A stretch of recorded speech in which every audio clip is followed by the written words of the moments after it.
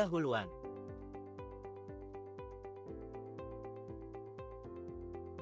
Keruntuhan Kerajaan Israel Utara, Samaria, pada sekitar tahun 722 SM adalah puncak dari perpecahan internal, pemberontakan politik, dan penyembahan berhala yang menjauhkan mereka dari Tuhan, yang akhirnya menjadi sasaran ekspansi Kekaisaran Asyur di bawah Raja Salmaneser kelima, menyebabkan kekalahan ibu kota dan deportasi penduduknya, menyisakan kerajaan Yehuda di selatan sendirian menghadapi ancaman besar.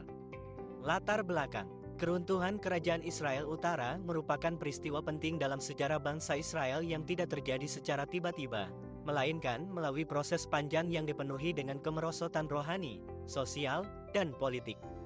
Kerajaan ini berdiri setelah terjadinya perpecahan kerajaan Israel pada masa Raja Rehabim, anak Salomo. Sejak awal berdirinya, Kerajaan Israel Utara telah menunjukkan arah yang menyimpang dari kehendak Tuhan, dan penyimpangan inilah yang menjadi latar belakang utama kehancurannya. Tujuan, lebih besar dari. Tujuan utama pembahasan ini adalah untuk memahami faktor-faktor yang menyebabkan Kerajaan Israel Utara mengalami kehancuran. Hal ini mencakup penyimpangan ibadah, kepemimpinan raja-raja yang jahat, penolakan terhadap firman Tuhan, serta pengaruh bangsa-bangsa kafir yang membawa bangsa Israel menjauh dari Tuhan. Lebih besar dari.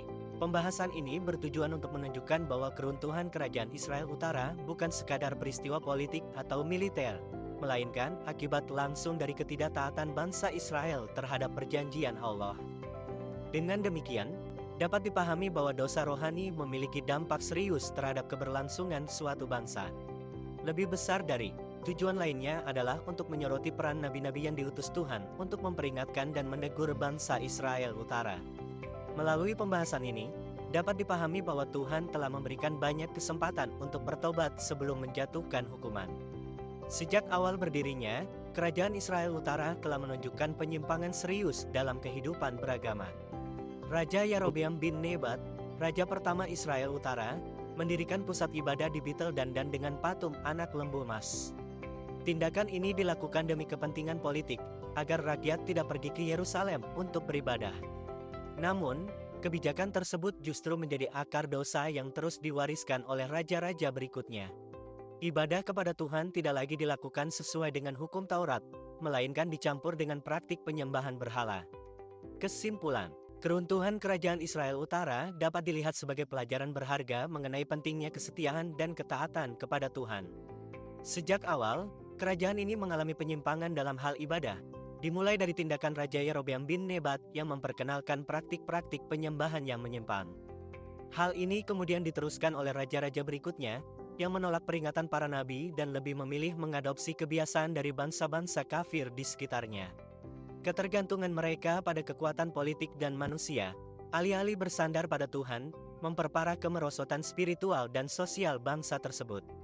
Meskipun Tuhan memberikan banyak kesempatan untuk bertobat, hati yang keras dari bangsa Israel Utara mengakibatkan hukuman Allah melalui tangan bangsa Asyur.